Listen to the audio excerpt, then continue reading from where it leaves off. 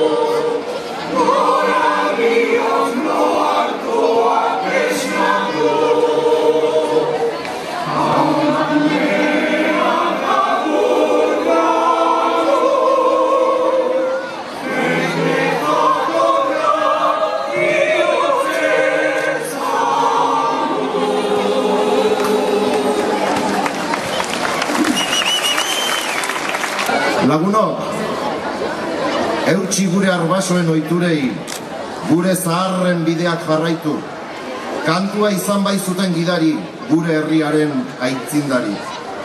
Banatu, partekatu, zabaldu, maitatu, kantatu.